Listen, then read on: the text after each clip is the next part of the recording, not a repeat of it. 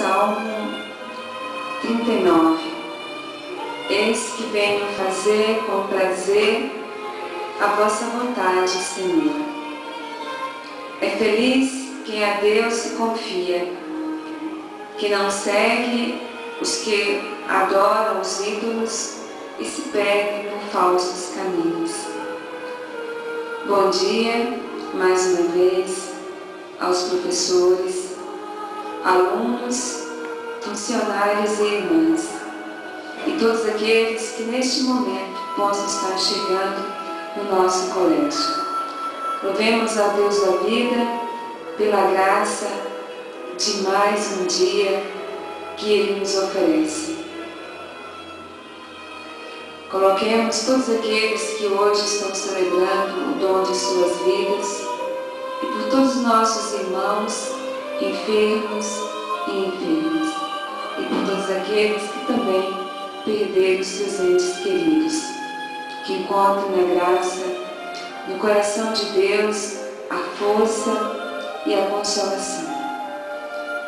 Pai nosso que estais nos céus, santificado seja o vosso nome. Venha a nós o vosso reino, seja feita a vossa vontade, assim na terra como no céu. O pão nosso de cada dia nos dai hoje. Perdoai as nossas ofensas, assim como nós perdoamos a quem nos tem ofendido. E não nos deixeis cair em tentação, mas livrai-nos do mal. Amém.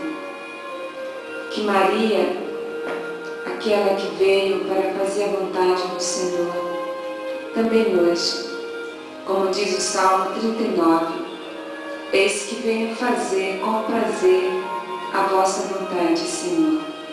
Que Maria nos ensine hoje a fazermos unicamente a vontade do Senhor e assim termos a graça e o tesouro, que é a paz que nós precisamos para o nosso trabalho, para o nosso dia. Ave Maria, cheia de graça, o Senhor é convosco.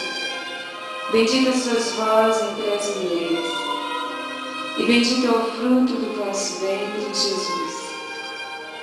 Santa Maria, Mãe de Deus, rogai por nós, pecadores, agora e na hora de nossa morte. Amém. Divino Espírito Santo, descei sobre cada um de nós, sobre cada pessoa que está nesta casa, que está chegando nesta casa.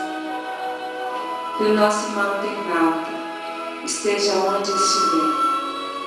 Que esse Espírito Santo de Deus possa iluminar cada um de nós, nos fortalecendo na fé, na esperança. Descei sobre cada um de nós. Sagrado coração de Jesus, nós temos confiança em vós. Beata Madre Michel, Mãe dos pobres, rogai por nós. E mais uma vez, no coração do Pai, tenhamos um bom dia. Amém.